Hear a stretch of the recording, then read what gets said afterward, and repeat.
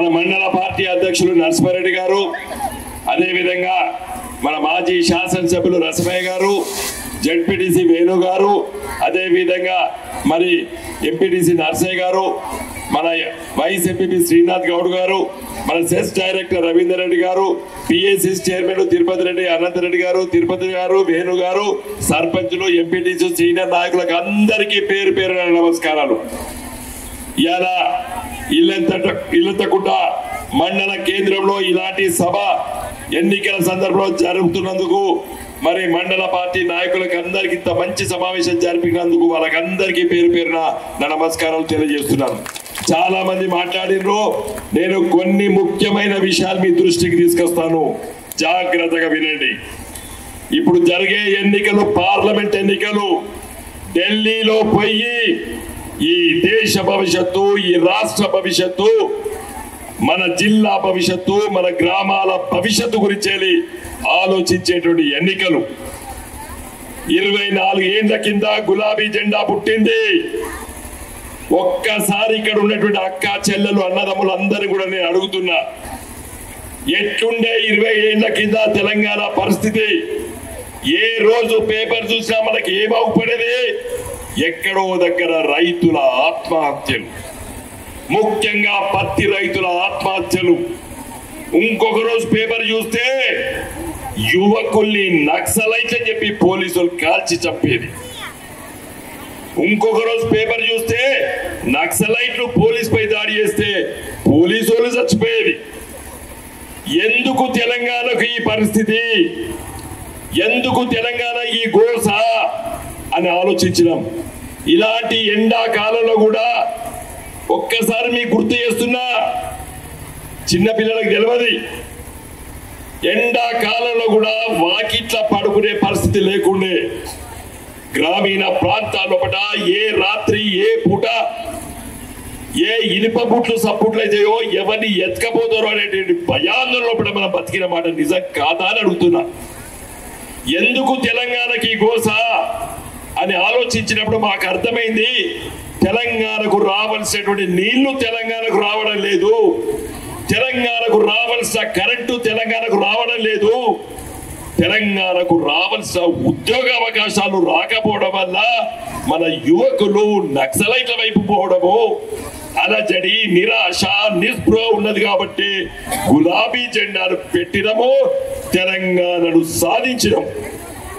వచ్చిన తెలంగాణను ఈ 10 ఏళ్ల నుండి బ్రహ్మాండంగా కరెంటు తీసుకొచ్చినాం. కరెంటు 24 గంటలు వచ్చిందా రాలేదా? ఊర్లలో కరెంటు అక్క చెల్లెలా చెప్పండి, కరెంటు వచ్చిందా రాలేదా? ఈ రోజు కరెంటు వస్తున్నదా? ఎలాంటి పరిస్థితులు మారినాయి? మార్పు మార్పు మార్పు అని చెప్పి మీరందరూ కూడా కాంగ్రెస్ పార్టీకి కొంతమంది ఓట్లు వేసి ఇలా కాంగ్రెస్ పార్టీ అధికారంలోకి వచ్చింది. ఇలా మిడ్మానేరు, అనంతగిరి ఈ ప్రాంతంలో ఉన్నటువంటి రైతులకి ఎండాకాలంలో కూడా నీళ్ళు ఇచ్చిండు మన కేసీఆర్. ఇప్పుడు నీళ్లు ఉన్నాయా చెరువుల కుంటలలో? ఎటు పోయినాయి మన చేపలు?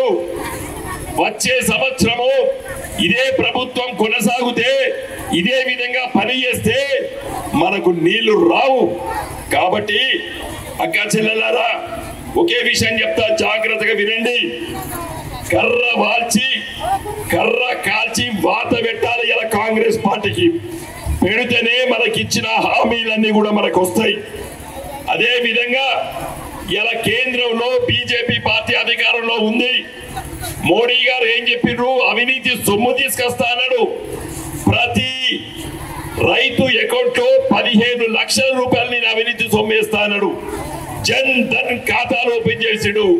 ఒక్క రూపాయి కూడా ఇలా రాకపోవడం గల కారణాలు ఏంటంటే ఇలా పని చేయకపోవడం. ఇలా ఉప్పు, పప్పు, చింతపండు, నూనె, పెట్రోలు, డీజిల్ ధరలు పెరగడానికి గల కారణము ఇలా మోడీ గారి ప్రభుత్వం. నేను ఒకే విషయం చెప్పదలుచుకున్నాను. నేను కరీంనగర్ ఎంపీగా మీ దీవెన వల్ల 2014లో గెలిచిన వెంటనే కరీంనగర్ నగరానికి 1000 కోట్ల రూపాయలు చేసి అభివృద్ధి చేసిన. ఇలా కరీంనగర్ నగరం నుండి కరీంనగర్, వేములవాడ, సిరిసిల్ల, సిద్దిపేట మీకెళ్ళి హైదరాబాద్ కు రైల్వే లైన్ వేయించిన, చాలా రోడ్లు వేయించినాం. బండి సంజయ్ గారు 5 ఏళ్ల కింద గెలిచిండు, నేను ఓడిపోయినా. ఈ 5 సంవత్సరాల బండి సంజయ్ గారు 5 రూపాయలు కూడా తీసుకురాలేదు. నేను మోడీ గారి దగ్గరికి వెళ్ళినా, మంత్రుల దగ్గరికి వెళ్ళినా, మా కరీంనగర్ జిల్లా అభివృద్ధి కావాలని చెప్పి పోరాటం చేసిన, నవోదయ విద్యాలయాలు కావాలని చెప్పి కొట్లాడినాము. ఇలా మన గ్రామీణ ప్రాంతాల అక్కలు చెల్లెల పిల్లలు, మా పిల్లవాడు మంచిగా చదువుకోవాలని చెప్పి ఆలోచన చేస్తారు. మరి ఒక్క స్కూల్ కూడా తీసుకురాలేదు. తెలంగాణలో కొత్త జిల్లాలు నవోదయ విద్యాలయాలు 26 ఇవ్వాలి. మోడీ గారి ప్రభుత్వం ఒక్కటి కూడా ఇయ్యలేదు. మెడికల్ కాలేజీలకు, జిల్లాకు ఒక మెడికల్ కాలేజ్ మనం ప్రారంభించిన గులాబీ జెండా 1 రూపాయి కూడా మోడీ గారు ఇవ్వలేదు. ఇవన్నిటి కోసం పోరాటం చేయడానికి ఢిల్లీలో పార్లమెంట్ లో గులాబీ జెండా ఎంపీలు ఉండాలి. కాబట్టి అక్క చెల్లెల్ని, అన్నదమ్ముల్ని నేను కోరేది ఏంటంటే, రేపు వచ్చే 13వ తారీఖు ఈయాటికి ఖచ్చితంగా 10వ దినం మీరు ఓట్లు వేయబోతున్నారు.